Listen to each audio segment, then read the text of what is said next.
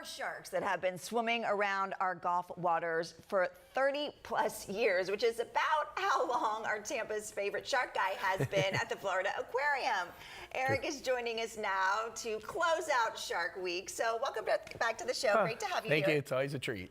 I know. It's always so much fun when we have you here. We've been talking about Shark Week all week long. Of course. I want to talk to you because for you, it's not just a week. It's all year. It's a passion. Every day is Shark Week. Yes. Every week is Shark Week. Where does that passion come from for you? I believe I've been an advocate for sharks. I was asked that question years ago one day, Eric, why sharks? And it's like, well, everybody already loves dolphins. Right, it's true. And, you know, I want to live in a world where we used to, you know, whales and dolphins were hunted 100 years ago. Yeah. Sharks have it rough out there in the oceans. I want that same passion for sharks and conservation and protecting everything in our oceans that we have for whales and dolphins right now. Yeah, and what's the biggest misconception? I think the biggest misconception for me is that they're just going to attack you if you're in the Gulf, and that's just not the case. That's part of it. I think one of those biggest misconceptions is that every shark looks like this. You know, this is a jaw from a white shark. Yeah. You might see from, I believe there's a movie about them. Came out about 50 years ago. About 50 years ago. That's true.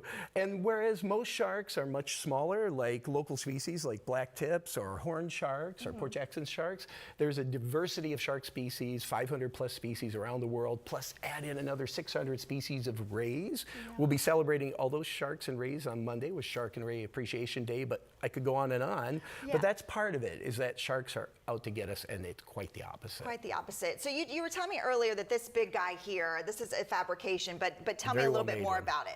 Yeah, this is a white shark jaw from a shark that's probably about 15, 16 feet long, if it was to come from an animal. About the size of my first shark I saw, my first white shark I saw in the wild, named Lucy, who was all of 18 feet long. Oh my gosh. And frankly, as gentle and serene as you could imagine, which you kind of have to when the movies paint a very different picture. It does paint a different picture. So are you someone that can see why people like the movie Jaws, or does it kind of really irk you? It's an excellent spooky movie. Right. Like every spooky movie, they've got to have a movie monster, but most of those monsters are made up, and that shark might as well just be as made up as any Dracula or werewolf is, anything out there. Yeah. Okay, so I want to talk about some of the sharks that are swimming in our Gulf waters. Good. Okay, Yeah, so let's kind of give like a little bit of a lesson here. We're just going to touch on a few, but starting with the tiger shark. Can you tell me a little bit about that shark? Well, tiger sharks are one of the larger species of sharks. They're about the second largest predatory shark. That is, you know, sharks that might eat more larger prey.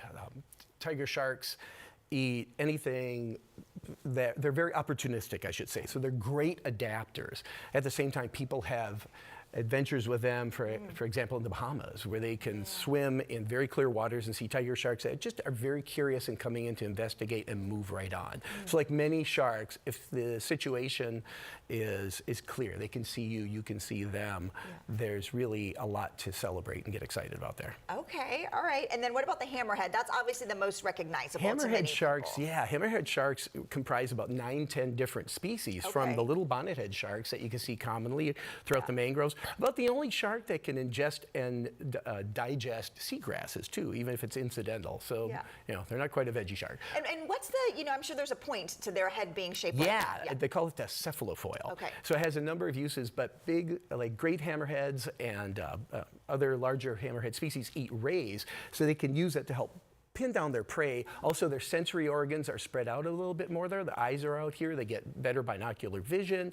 The other senses are enhanced, and it also helps them navigate through the water. So they're really one of the more modern sharks. Interesting. Okay, so what about the black tip shark? I've heard of that. The black tip shark, we've got an example of a jaw right here. Okay. That's one of the more common species you're going to see in the coastal waters. I've got a friend that does his sky drones video. We've done some stories in the past where he's seen black tip sharks schooling along, and you can find those online. You can find lots of cool videos that show these, you know, smaller shark species, 4 or 5 feet long. They have black tips, just like it says in the name, and they're fish eaters. So you'll often see them a few 100 yards out or so in the sandbar area there. But they're common to the Florida coastal environment. Common to us. Okay, and the nurse shark? Nurse sharks are, sometimes people call them nerd sharks or nerf sharks. They're the shark that seems to contradict the norms on sharks in that most sharks have to keep on moving, keep on swimming Right. to breathe because they're ram ventilators. You got to move Right. the water over the gills.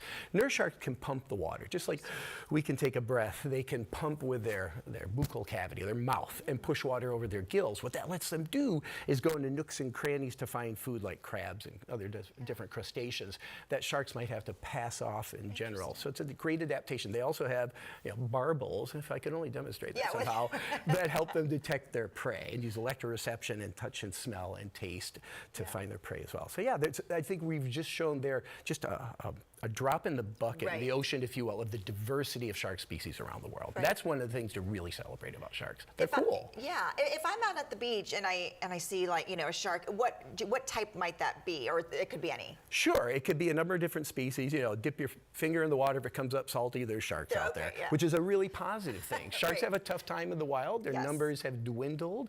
We can do things to change that. We can pay attention to where we get our food from. Our seafood, locally sourced, is great. It's great for Florida's economy too. But black tips are a common species that you're going to see. If you're out surfing on the east coast of Florida, that's probably the most common species that's going to be moving up and down the coast. Interesting. And I know we're wrapping up Shark Week here, but still stuff going on there at the aquarium. There is. We have Investigation Shark, an experience you can enjoy at the Florida Aquarium this weekend while you're waiting for August 1st for the opening of our tide pool habitat. Very cool. Swim back to those sharks. The experience this weekend, sign up for it online, or when you come to the Florida Aquarium, it's on the 12th tomorrow, which is perhaps today as we're seeing this. And happy birthday, Patty, by the way. I snuck that in there. We're seeing this right now. Oh, very good. Excellent, excellent. So tomorrow, again, celebrating sharks, celebrating my big sister Patty on her big birthday. I will not be telling what anniversary that is. It's probably longer than Jaws. No. But nonetheless, it's a great experience at the aquarium. Come in, Investigation Sharks, sign on for this additional program. It's great for the kids. We have programming like that throughout the year. Get on our website to find out more. Perfect. Well, thank you so much, and thank you for sharing some of your knowledge with us. Well, thank you for helping us celebrate sharks, because everybody will love sharks one day. Absolutely. All right, and so if you want to find out more information about all the events happening there, just head to the website flaquarium.org.